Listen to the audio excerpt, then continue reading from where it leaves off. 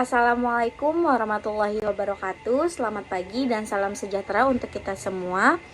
Yang terhormat saya ucapkan kepada Bapak Jamaluddin selaku pengampun mata kuliah Teori Ekonomi Makro.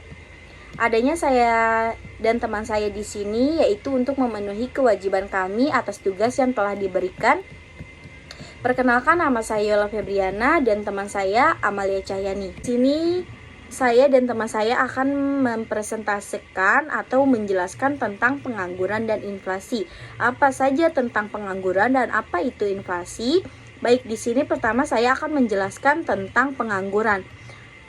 Apa sih pengangguran itu? Pengangguran adalah suatu keadaan di mana seseorang yang tergolong dalam angkatan kerja ingin mendapatkan pekerjaan, tetapi belum bisa memperolehnya. Pengangguran ini pada umumnya disebabkan karena jumlah angkatan kerja atau para pencari kerja tidak sebanding dengan jumlah lapangan kerja yang ada. Terus, gimana sih cara mengatasi pengangguran? Di sini saya akan menjelaskan ada 5 cara mengatasi pengangguran. Yang pertama yaitu memberikan layanan pelatihan kerja. Yang kedua, meningkatkan jiwa kewirausahaan. Yang ketiga, memperbaiki mutu pendidikan yang menciptakan keseimbangan antara dunia kerja dan dunia pendidikan. Yang keempat, menyelenggarakan bursa tenaga kerja atau job fair. Yang kelima, mengurangi urbanisasi agar penyebaran tenaga kerja seimbang dan mengurangi pengangguran di kota besar. Selanjutnya, apa aja sih akibat pengangguran? Di sini ada 2 akibat pengangguran. Yang pertama bagi perekonomian Indonesia, yang kedua bagi masyarakat. Bagi perekonomian Indonesia terdapat 3. Yang pertama, penurunan pendapatan per kapita. Yang kedua, penurunan pendapatan pemerintah yang berasal dari pajak. Yang ketiga, meningkatkan biaya sosial yang harus dikeluarkan pemerintah. Lalu yang bagi masyarakat terdapat 3 juga. Yang pertama, dapat menghilangkan keterampilan karena tidak pernah dipakai untuk bekerja. Yang kedua, menimbulkan ketidakstabilan sosial dan politik seperti meningkatnya tindakan kriminalitas. Yang ketiga, menjadi beban psikologis dan psikis. Yaitu ada jenis-jenis pengangguran. Jenis-jenis pengangguran ini terbagi menjadi 2. Yang pertama berdasarkan penyebab terjadinya, yang kedua berdasarkan lama waktu bekerja.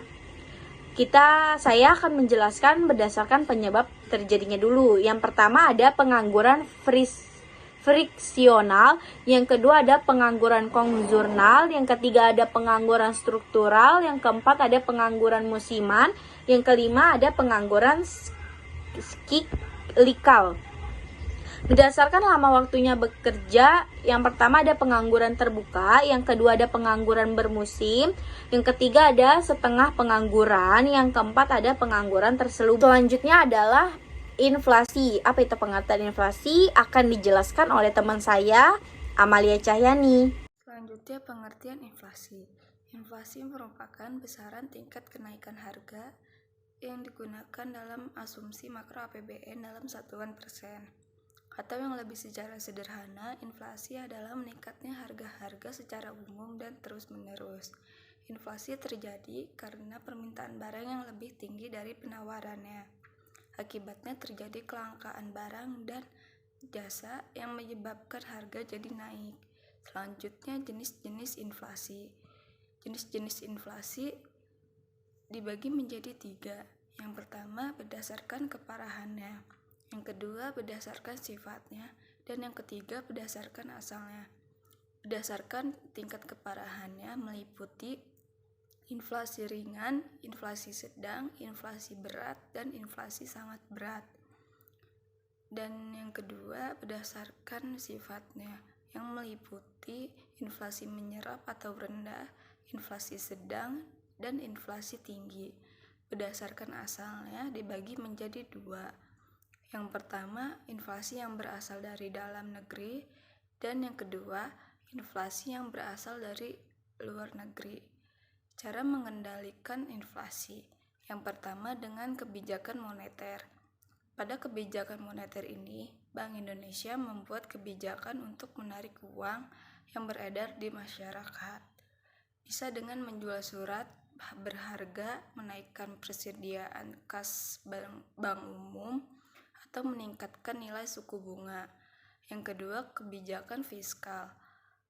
Kebijakan fiskal berkaitan dengan penerimaan dan pengeluaran anggaran pemerintah.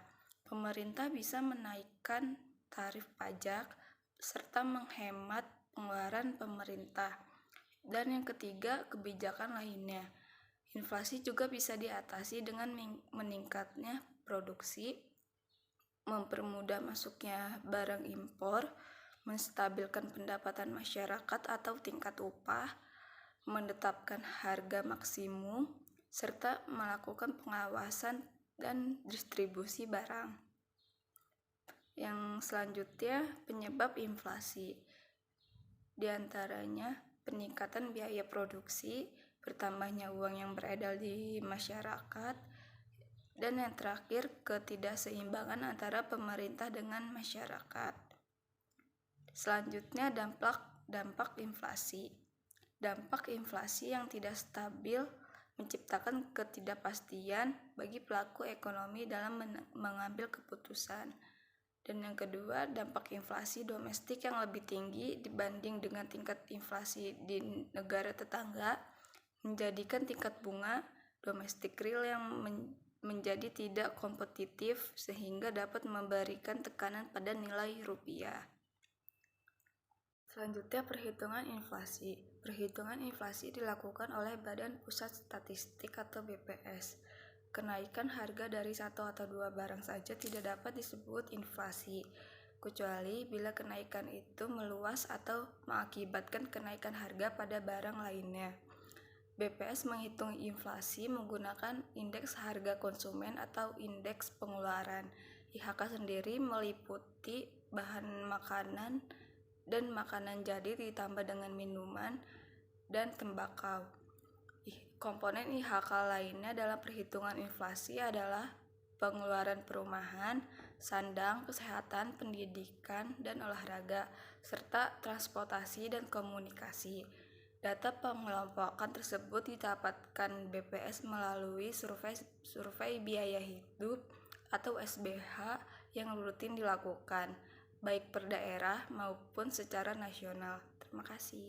Terima kasih atas perhatiannya. Maaf jika saya dan teman saya ada kesalahan baik dalam kalimat maupun dalam penulisan dan kata-kata. Semoga presentase kami dapat bermanfaat bagi kami pribadi dan teman-teman pembaca lainnya. Terima kasih. Wassalamualaikum warahmatullahi wabarakatuh.